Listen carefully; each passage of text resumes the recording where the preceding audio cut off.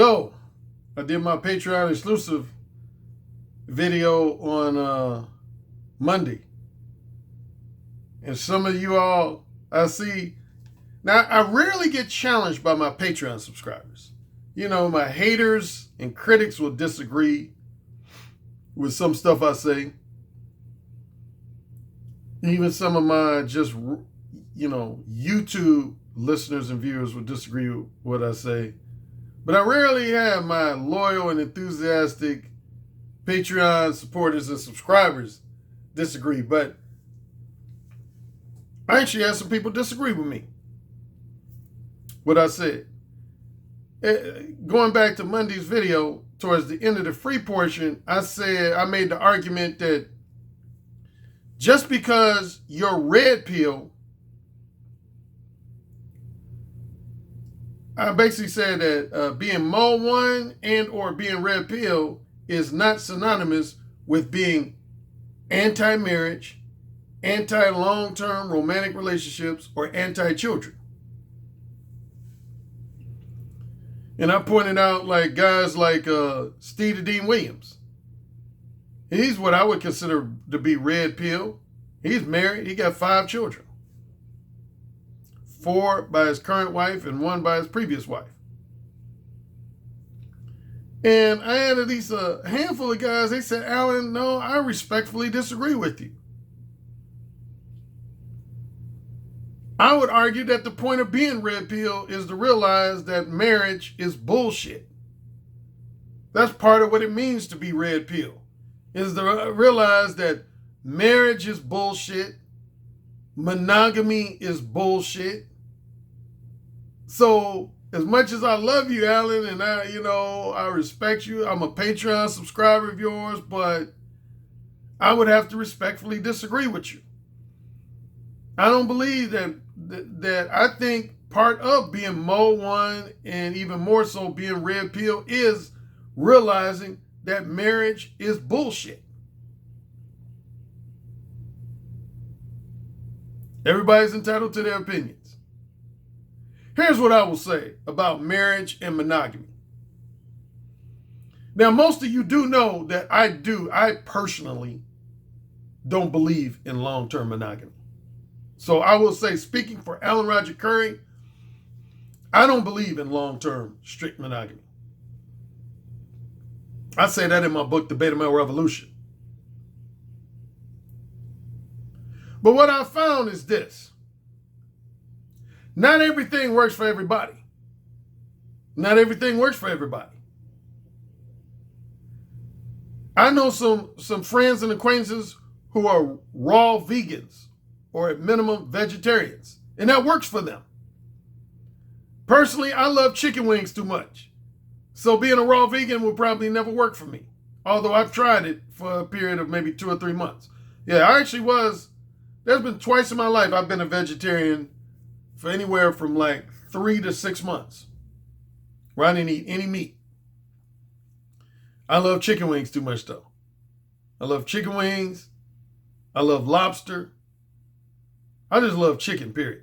If there was no such thing as chicken, I could probably easily be, because I could give up red meat indefinitely if I wanted to. A lot of times I've gone long stretches without eating red meat. But chicken is probably the number 1 meat more than any other meat, with lobster being probably a close second that is hard for me to give up permanently.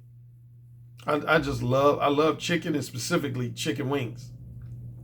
But yeah, man, being a raw vegan, that works for some people, but it don't work for meat eaters.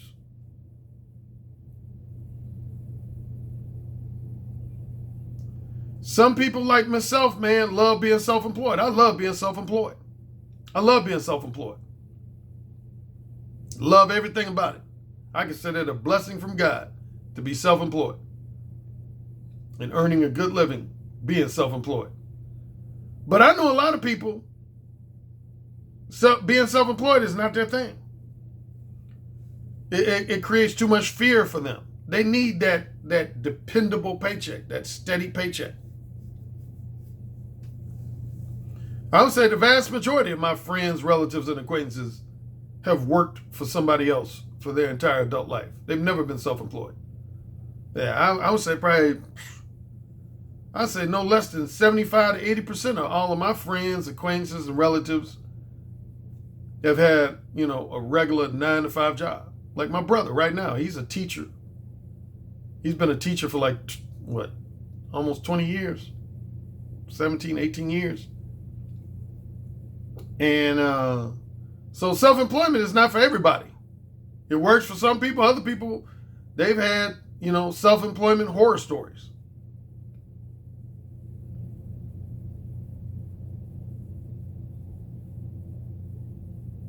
So as it relates to dating relationships, man, no one relationship works for everybody. That's what I just say real simply. No one relationship works for everybody. I've always said there's basically 4 types of sexual relationships you can have with any woman. Every variation of a sexual relationship generally is going to fall under one of these 4 categories. Long-term monogamous,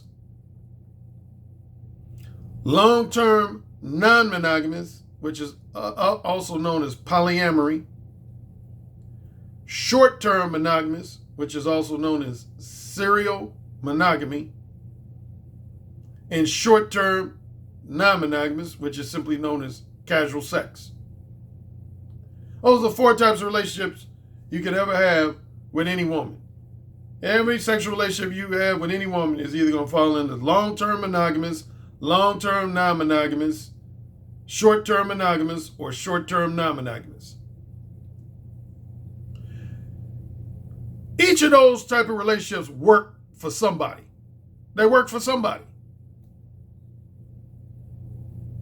Now, just like when I was talking about people hating on dating coaches, and I said it's one thing for you to say, I individually do not find the services of dating coaches to be valuable. I said I would have no criticism or complaint about that. But when you start saying that I don't think the services of dating coach are valuable for anybody, then yeah, I'm going to have a problem with that. For the simple fact that how can you speak for what's valuable to other people? You can't. And when you try to, it makes you look stupid. It makes you look stupid. Period. It makes you look stupid. You can't speak for what other people consider to be valuable and beneficial to them. You can always speak for what's valuable and beneficial to you, but you can't speak for what's valuable and beneficial to other people. It makes you look stupid. And I hate stupid people. I really do. I have a low tolerance for stupid people. No human being on earth can make the evaluation of what's valuable and beneficial for them. And so when you try to say that long-term monogamy or monogamous marriage is not beneficial for someone else, you're being stupid. And if that even ruffles the feathers of some of my Patreon subscribers, so be it. You're being stupid. You can speak on yourself all day. You can speak on yourself all day. And I won't have any disagreement with you, complain about you. But when you begin to step out of your own zone and try to say that I don't think long-term romantic relationships, long-term strictly monogamous romantic relationships, or monogamous marriages are valuable and beneficial for anybody, you're being stupid. You're being stupid. Plain and simple. There's just no other way to put it. You're being stupid. My brother is in a monogamous marriage. He enjoys it. His wife enjoys it. So how can you say that my brother should not be in a monogamous marriage when it's working for him and his wife? How can you say that?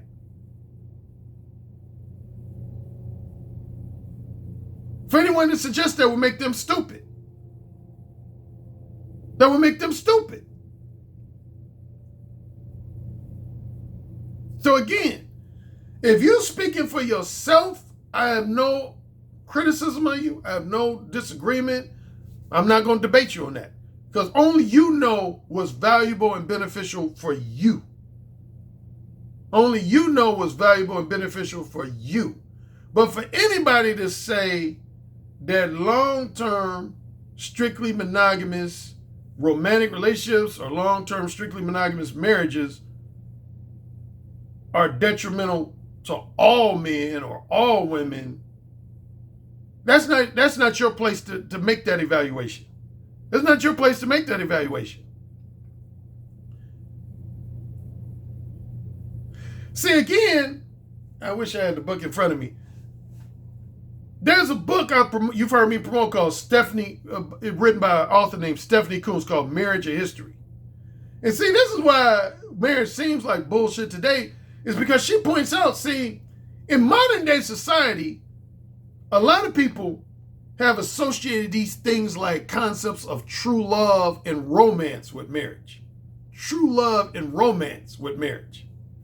And see, most men have come to believe that, for the most part, the idea of true love and romance and all that shit is, to a large degree, bullshit. So yeah, man,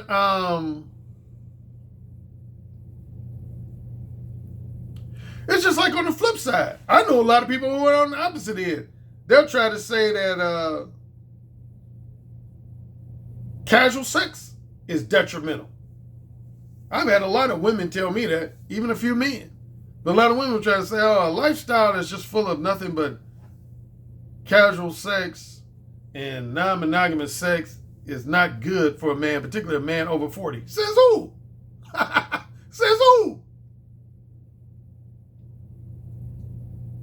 Says who? People need to just worry about what works for them. In terms of those 4 relationships I talked about. You got to decide what works for you at any given point in time.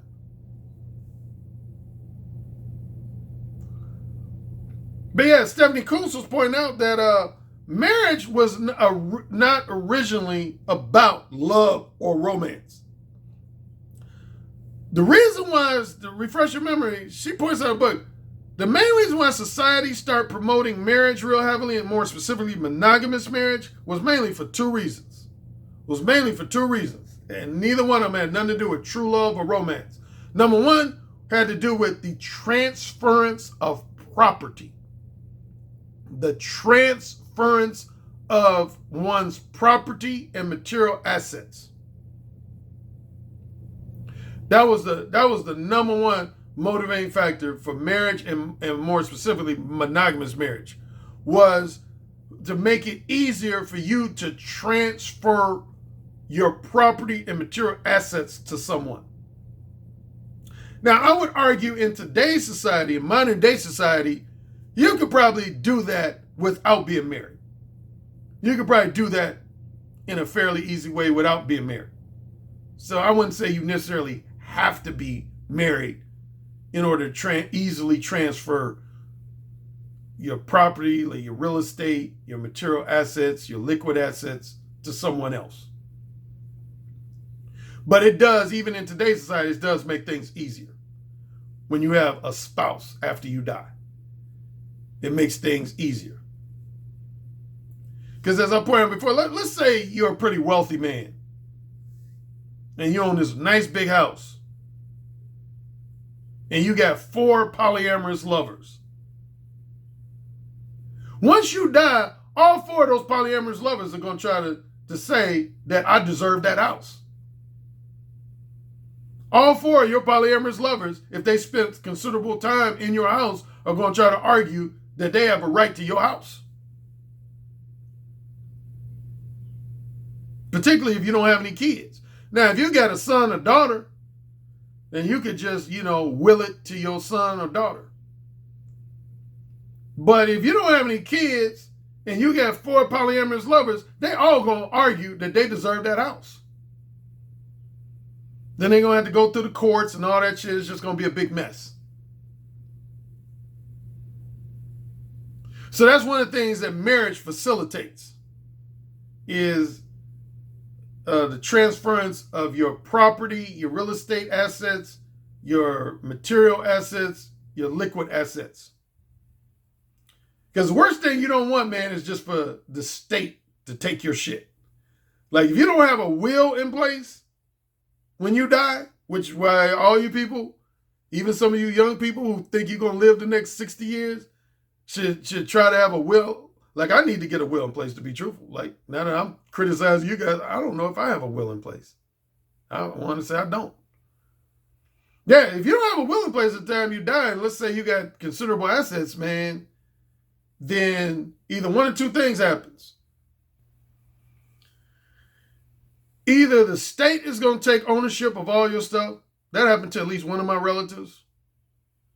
Or your family members are going to end up having to petition to be the executor of your estate and take over your estate. Like, say right now, if I died without a will in place, my brother would have to contact the state and say, hey, I'm Alan's brother, and I'm going to take over his estate and blah, blah, blah. But he's going to have to hire an attorney. He's going to have to go through the courts. That's just going to be an elaborate process. So that's why it's good to have wills in place. But anyway, going back to marriage, that was what Stephanie Cools points out was the main number one motivating factor for monogamous marriage is once people start accumulating property, they wanted a way to easily and quickly transfer their property after they die. They wanted a quick and easy way to transfer their property to someone after they die.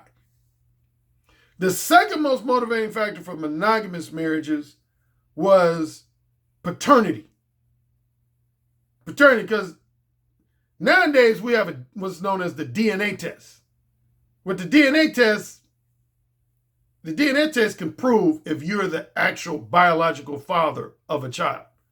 Before the DNA test, the main test was the blood test. They would do what they would call a blood test to see if you were the father. So if you had the same blood, if your child had the same blood as you, then that meant it was really your child.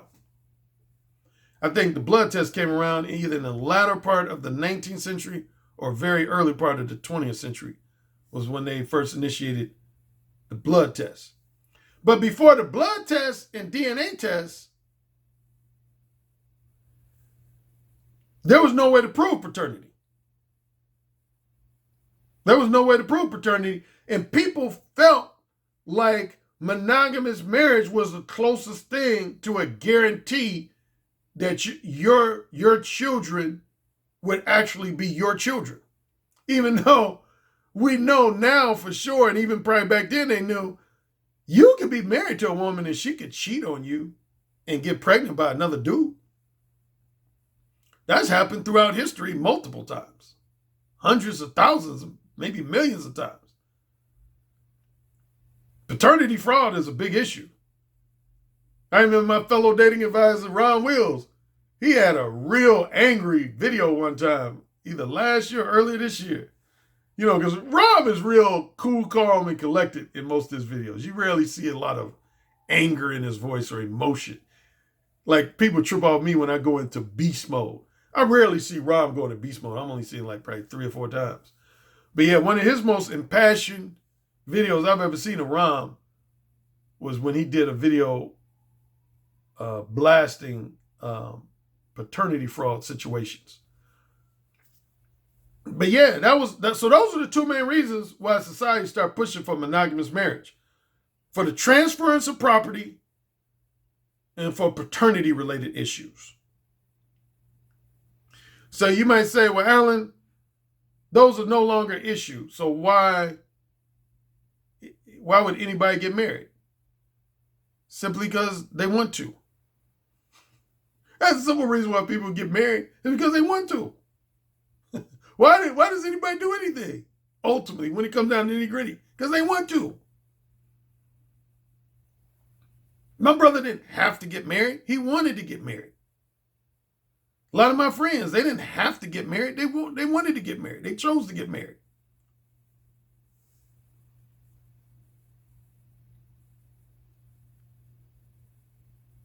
Like, I hear this argument all the time. You can't turn a hoe into a housewife. So the worst thing you could do is marry a woman with promiscuous tendencies. Oh, really? Is that true? Oh, really? Then why are a number of porno stars married then? Huh? Do you know quite a reasonably high percentage of female porno stars are either currently married or they've been married? So for those who say you can't turn a hoe into a housewife, I know women who are former prostitutes that are married, former call girls who are married, former erotic escorts who are married. Some people saying you can't turn a hoe into a housewife. In your opinion?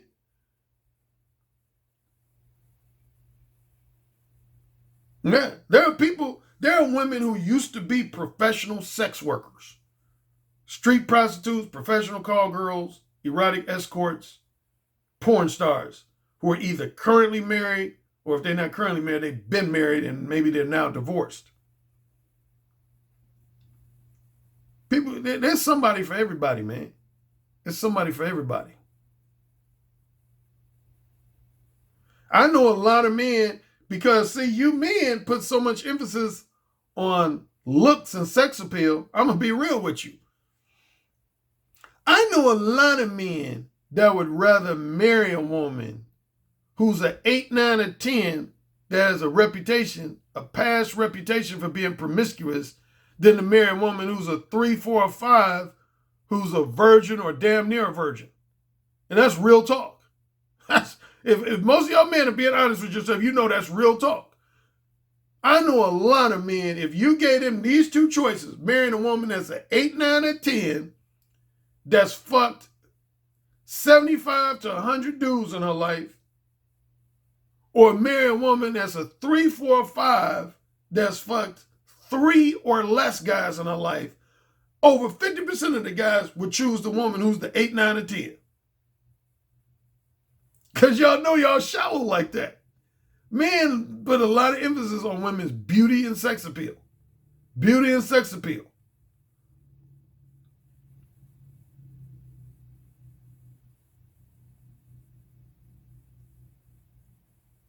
Shoot, most women, they don't even try to hide that fact.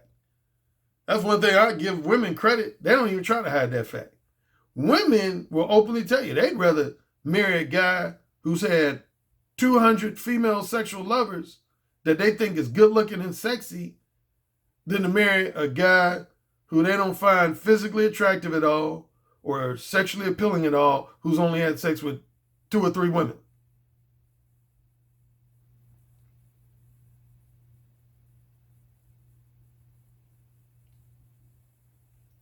Now, switching subjects.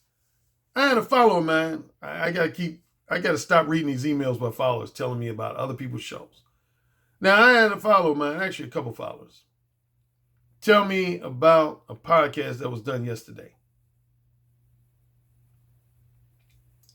I was going to say, I'm not going to say the name, but I'll go ahead and say the name. Mumia Obsidian Ali. Mumia Obsidian Ali. Matter of fact, he sent me an email this morning inviting me to listen to his podcast because I guess he used my name quite a bit. It was actually related to what I talked about on Monday, that article, that New York Post article about some studies showed that 1/3 of all women just go out to dinner with men to get a free meal. And I haven't listened to the podcast myself. I think I heard like maybe a 10-minute excerpt, but I didn't hear my name in the excerpt. But supposedly he said, and I'm going to be paraphrasing his words, he said that women who go out to dinner with men knowing that they don't want to have sex with those men are the scum of the earth.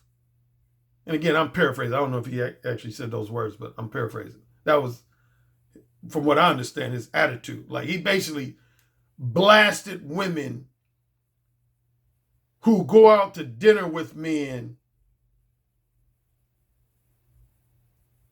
knowing from the get-go they don't want to date those men or have sex with those men.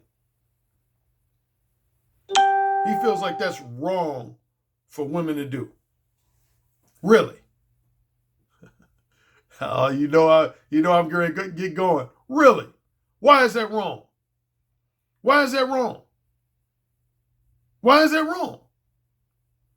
Why is it wrong for a woman to go to dinner with a guy knowing she don't want to have sex with that guy? If that guy invited her to dinner. If you go up to a woman right now, sometime today or this evening, and you invite a woman to dinner, you say, hey, Julie, I would love for you to have dinner with me on Friday night. And she says, okay, sure. Where in that conversation did you bring up fucking? Where in that conversation did you bring up fucking? Where? Show me. Show me in that conversation where you brought up fucking. Man, miss me with that shit. Miss me with that shit. Why you think the whole reason I wrote Mo 1? Why you think the whole fucking reason I wrote Mo 1?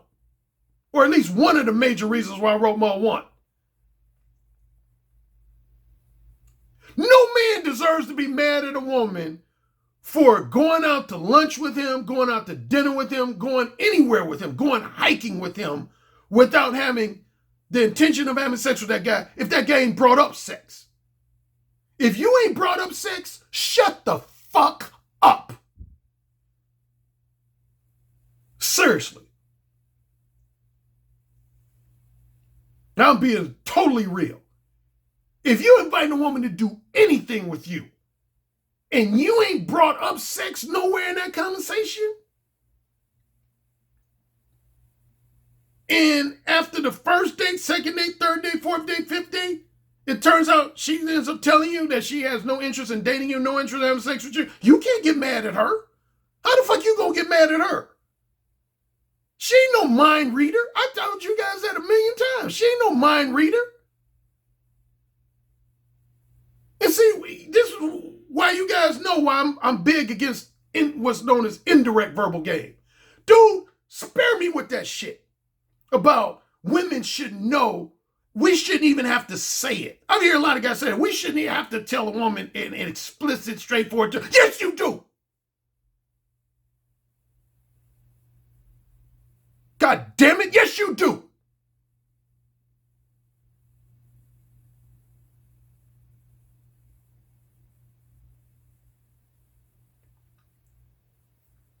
If you want a woman to know that you're trying to get in her pants, you need to have the balls, like a man. Have the balls to tell her that straightforwardly. Otherwise, shut the fuck up with this whining and complaining. Just stop it. It's bitch made. It's bitch made. It's weak. Again, that's over half the reason I wrote Mo 1. Dude, in my younger days, and probably still to this day, but most of my people who are around me know, man, when I talk to women, dude, I can name many times where I started off a conversation saying to women, let's say I'm talking to a woman named Michelle. I say, Michelle, you know the only reason I'm talking to you right now. They say, oh, what's that? I say, because I want to fuck you. That's the main reason I'm talking to you right now, because I want to fuck you. If you ain't down to fuck, I'm willing to end the conversation right now. That's how Island Ranch Currie would roll, man. And for the most part, I still roll that way. I ain't beat around the bush with women. I talk about that, if not in Mo 1, I talk about it even more so in Who Said Again. Like, there's a portion of Who Said Again, I talk about how when I lived in Los Angeles, I would say when women would start a conversation with me, like a lot of times I would be at social settings and women would initiate conversation with me. You want to know what the 90% of the time, the first thing I would say when a woman would initiate a conversation with me, I would say, so, when we fucking? And again, I talk about this and Who Said Again, I would be like, so, when we fucking? And they'd be like, excuse me? I beg your pardon? What did you just say? I'd be like, you heard me? When we fucking? Because my attitude was, if we ain't fucking, I ain't willing to continue this conversation. I ain't willing to continue this conversation. I ain't trying to talk to a woman about her high school experiences, her college experiences, her dog, her asshole boss, and anything else you want to talk about if we ain't going to end up fucking. I don't give a fuck. I don't give a fuck about shit a woman got to talk about if we ain't going to fuck. Unless it's for strictly business purposes. That would be the only exception. Is if I'm talking to a woman that I think can help me enhance my career or my business ventures, my financials, my finances. But that aside, the only reason I talk to women is for fucking. That's the only reason I talk to women. On a personal and social level, that's the only reason I talk to women, man. It's for fucking. And see, the thing that separates me from 90 to 99% of the guys in society, I got the balls to say that shit. I tell women in explicit, straightforward terms. I let women know the reason I'm talking to you is for fucking. I don't talk to women just to be talking to them, just to be yik-yakking. Fuck no.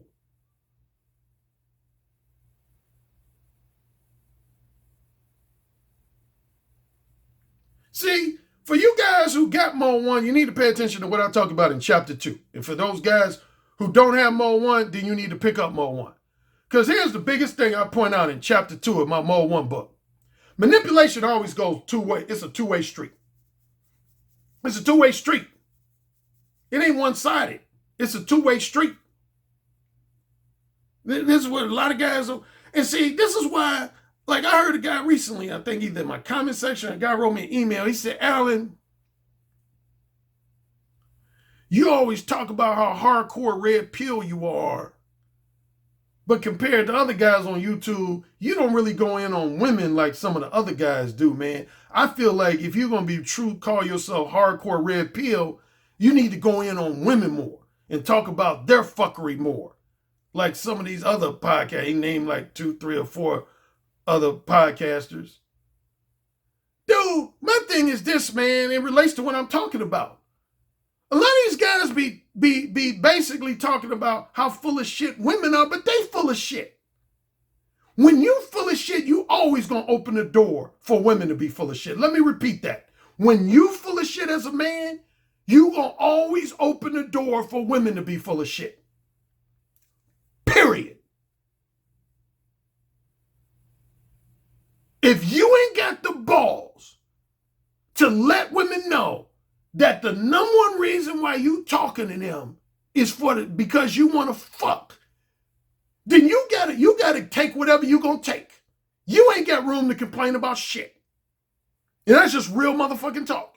You ain't got room to complain about shit. If you an indirect motherfucker, you don't have the right to complain about women. In real simple terms, if you're an indirect communicator, if your verbal communication style is overly polite, overly cautious, beat around the bush, vague and ambiguous, dishonest, phony / disingenuous, misleading and manipulative, you don't have the right to complain about women. You really don't. You don't have jack shit to stand on. You don't have the right to complain about women. You need to shut the fuck up. Seriously. Seriously. If you're a mode 2 communicator, verbal communicator, or mode 3 type verbal communicator, you don't have the right to complain about women. You don't have the right to complain about women. You really don't. I'm dead serious about that. You don't have the right to complain about women.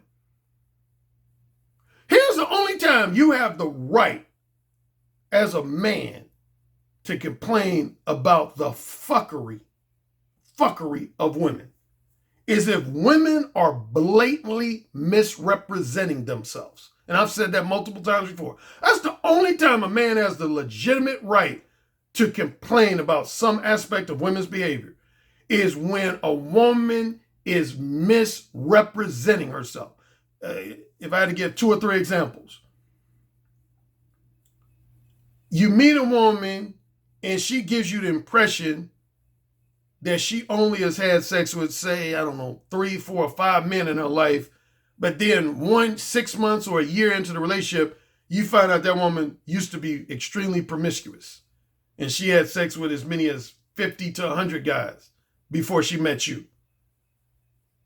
That means that woman misrepresented herself. She misrepresented herself. If you asked her specifically, approximately how many lovers have you had? And she says, I don't know, maybe a half a dozen. And you say, oh, okay. But then you find out 6 months or a year later that she had sex with more like 6 dozen men. That means, number one, she lied to you. She misrepresented herself. You got a legitimate complaint. You got a legitimate complaint. If a woman told you she's never ever used drugs, never used cocaine, heroin or whatever, and then you find out 6 months, a year into the relationship that the woman was in rehab for 9 months because she had a heroin addiction or a cocaine addiction. That woman misrepresented herself to you.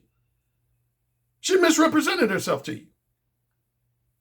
A woman tells you that she's wanting to have a strictly monogamous relationship with you, a strictly monogamous marriage with you. And that's the whole reason why you marry her. But then once you get married, she starts cheating on you behind your back, left and right, and you find out about it. She misrepresented herself.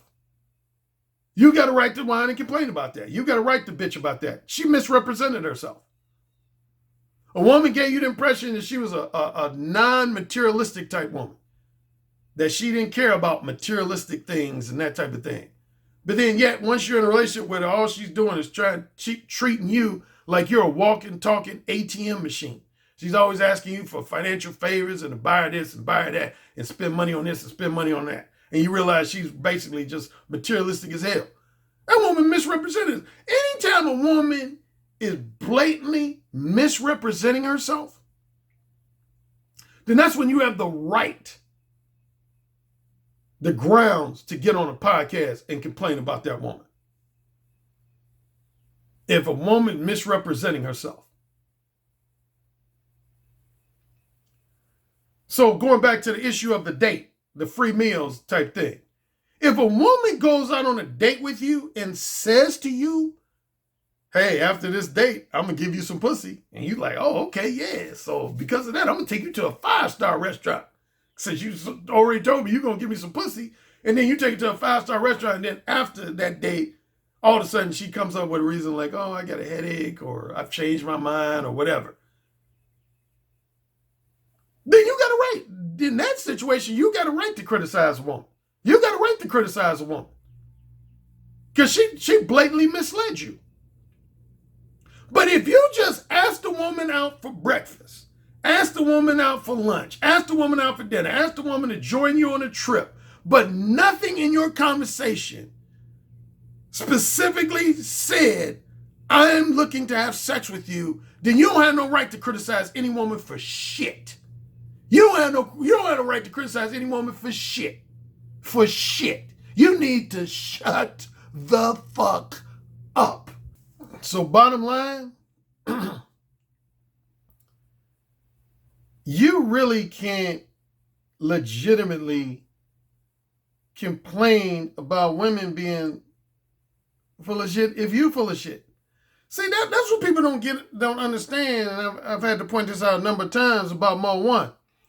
A lot of people, when Mo 1 first came out, they looked at it as either a general dating advice book or a how to get laid fairly quickly seduction type book. And really, Mo 1 was neither one. If anything, I would say my book, Ooh, Say It Again, is the book that is pretty much a seduction book. I would say of all my books, that's more of my book that's specifically about getting laid. Is Ooh, Say It Again, which is actually my best-selling audiobook.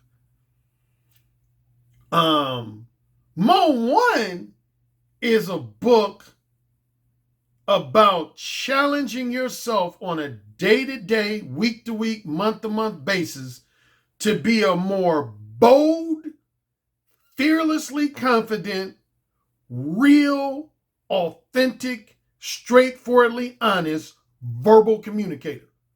That's basically the essence of Mo 1. And I say that in the book. If you read the book thoroughly, I say getting laid is not the objective of this book. I said that's more so a byproduct of being Mo 1. But Mo 1 at its core is about being a bolder, more fearlessly confident, real, genuine, and authentic, straightforwardly honest verbal communicator. To put it in more simple terms, as it relates to dealing with women, Mo 1 is about getting away from the bad habit of engaging in conversations with women that don't have nothing to do with fucking when you know deep down that fucking is the number one thing on your mind. Why are you talking about bullshit if you know the number one thing on your mind is fucking? Why? I want to know the answer answer to that question. Why are you talking about stuff that don't have shit to do with fucking when you know the number one thing on your mind is fucking? That's stupid to me. And that's what brought me to Mode 1 behavior. Is because you could say I was getting frustrated with myself. In the same way I get frustrated with you guys, I was actually in my early 20s, I got frustrated with myself. Probably the most singular incident related to that would be verbal seduction story number 1 in my book, Who Said Again? Verbal seduction story number 1. That's one of the things that had me frustrated with myself because when I was on that triple date, I spent about an hour and 15 minutes talking to this woman on that triple date about shit that didn't have nothing to do with fucking. About shit that didn't have nothing to do with fucking. I was trying to be indirect. And I was talking to her about a whole bunch of bullshit when I knew that the number one thing on my mind was fucking. And finally, if you know the story, finally after we went outside the apartment building and I got mad, I first became Mode 4 before I became Mode 1. But that's when I ended up straight up telling her. I said, basically, the only reason I'm with you right now is because I want to see my dick in your mouth. That's the only reason I'm with you. That's the only reason I'm talking to you. And I basically was like, if you ain't gonna let me put my dick in your mouth and or your pussy, then shut the fuck up. I don't want to hear nothing from you. I don't want you talking to me. I don't want you talking to me. And sure enough, y'all know what happened from there. That bitch became my personal sex slave from that point forward. Literally. And I'm not even exaggerating. From that moment forward, that woman literally transitioned into becoming so obedient, so submissive. And she basically became my personal sex slave. Once I was Mode 1 with her. I don't believe in bullshitting women, man. The number one way to prevent women from running game on you is for you to stop trying to run game on them. It's really that simple. The number one way to prevent women from trying to engage in manipulative head games with you is for you not to engage in manipulative head games with them. The moment you try to run game on women and engage in manipulative head games with women, you right there, you're automatically opening up the door for women to engage in manipulative head games with you. It's really that simple. It's really that simple. See, here's what a lot of people missed about Mode 1. I mentioned this in a couple of videos, I think, last year. A lot of guys think Mode 1 is strictly a self-help book. And for the most part, it is. But a part of Mode 1 is actually, in the same way as some people tease me and or criticize me for giving my angry rant / admonishment videos, which this video is pretty much somewhat of an admonishment video. That's what Mode 1 is. That's the part of Mode 1 that people either miss, or if they picked up on it, they don't like it. They either miss that, or if they pick up on it, they don't like it. Mode 1, a large part of Mode 1, my book, whether it's the ebook version, paperback, or audiobook version, is an admonishment of men who are liars, manipulators, and verbal cowards. Man, or if I had that on one more, it would be whining and complaining, angry, bitter, resentful men. Yeah, it's an admonishment of guys who are liars, manipulators, verbal cowards, and guys who are just angry, bitter, resentful, whiners and complainers. Now, a good portion of Mode 1 is an admonishment of men who fall into those categories. And you could say the female counterpart of that admonishment would be the possibility of sex. Possibility of sex, a portion of that book is criticizing and admonishing women who are liars, manipulators, manipulative time wasters, and women who hook up with guys romantically or in marriage for disingenuous reasons and motivations. And it's funny, because if you notice, There's some guys who love both of those books. Like I would say most of my Patreon subscribers fall into that category. There's some guys who like both of my books. They love all of my books. They love Mode 1. They love Who Said Again. They love Possibility Sex, which I call my trilogy. Mode 1, Who Said Again, and Possibility Sex. And then I call the Beta Male Revolution the prequel to the trilogy. So there's some guys, mainly my Patreon subscribers, they love all my books. But I noticed there's some guys, I think I mentioned this in a recent video. There's some guys who are split on my books. They like 2 of my books, but they don't care for the other books. Like I know particularly a lot of MGTOW types. There's a lot of MGTOW types that love the Possibility of Sex and they love the Beta Male Revolution, but they don't particularly care for Mode 1 or Who Said Again. They don't particularly care for Mode 1 or Who Said Again. And I know the reasons deep down why they don't like. Again, one reason why a lot of guys like Possibility of Sex but don't like Mode 1, men love hearing men admonish, criticize, and even flat out insult women, but they hate when you do the same thing with them. They love hearing you admonish women for their fuckery, fucked up behavior, but they hate when you admonish them for their fuckery and their fucked up behavior.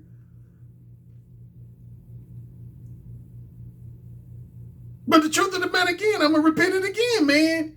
If you're full of shit, you don't have the right to criticize women for being full of shit. You don't.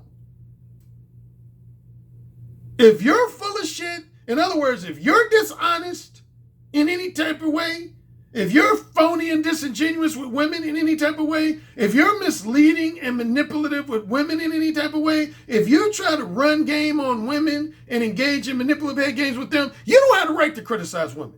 You don't have the right to complain about anything to do with women. Nothing. Zero. Zilch. Nothing. Nothing. You got to deal with all the bullshit they throw at you because you're throwing bullshit at them. So you just, if the shit hits your face, you got to deal with it. Enjoy the taste of it. Enjoy the taste of that bullshit on your face. Because you slinging bullshit, then you can't complain when the bullshit comes back at you. You can't complain about it. And that's just Alan Roger Currie keeping this shit blunt real with you. You can't complain about shit. If you out here lying to women, trying to get laid by pretending that you're not trying to get laid, giving women a misleading impression you want long-term sex when you really want short-term sex, or giving women the impression you want monogamous sex when you really want non-monogamous sex, you ain't got the right to say shit about women. Like nothing. Nothing. You don't have the right to say nothing about women. Nothing. You need to just shut the fuck up.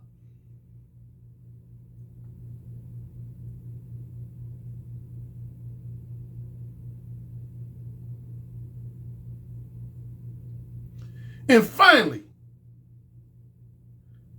this goes back to my video where I called ARC's pedantic clarifications, where I was clarifying certain terms.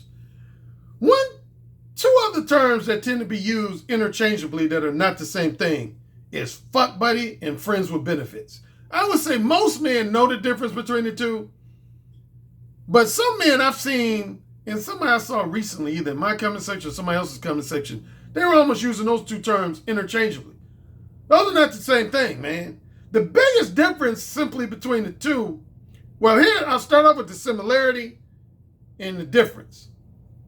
The similarity is that both a fuck buddy and a friends with benefits partner is somebody that you're fucking without being their husband, fiance, or long-term boyfriend.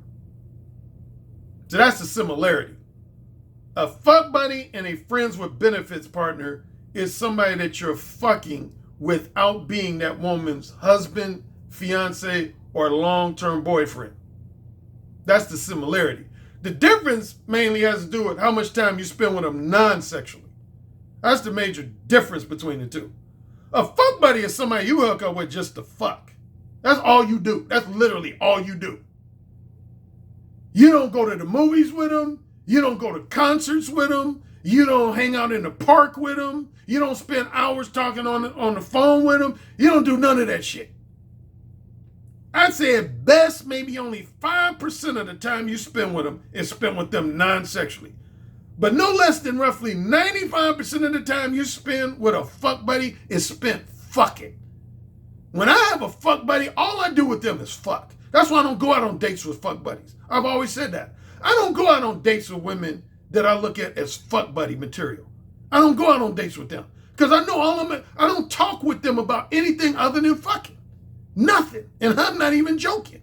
You could ask some of the women I've dealt with if I was to give you their names. They'd tell you. When a woman's a fuck buddy of mine, I don't talk about nothing other than fucking. Nothing. I don't spend time with them for reasons other than fucking. None of my, very little, if any of my conversation with them has anything to do with anything other than fucking. That's what a fuck buddy is. A fuck buddy is somebody you hook up with to fuck. Nothing else.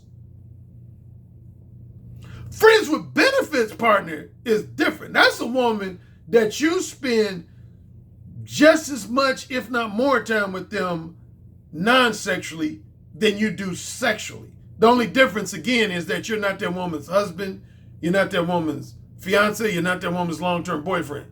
But still, you spend just as much, if not more time with that woman non-sexually than you do sexually. That's a friends with benefits partner. I've had a handful of those over the course of my life. Like I remember when I was in college, I had at least 2 women that I would say were friends with. Like there's been at least 5 or 6 women in my life that I spent just as much, if not more time with them non-sexually than sexually, even though I wasn't that woman's husband, I wasn't that woman's fiance, I wasn't that woman's long-term boyfriend. That's when it falls under the category of a friends with benefits partner. A friends with benefits partner. Get it? Got it? Good. And in my Patreon exclusive portion, I'm going to be talking about something I talk about in Ooh Said Again. And that's the concept of winging a guy, winging a friend of yours, or having a friend of yours wing you. If you're a guy that's still at a beginner level and say you don't have the confidence and courage yet to be more one with women yourself, maybe you might want to grab a friend who's familiar with my books or who owns my books, and y'all wing each other. And I'm going to tell you the benefit of that in my Patreon exclusive portion.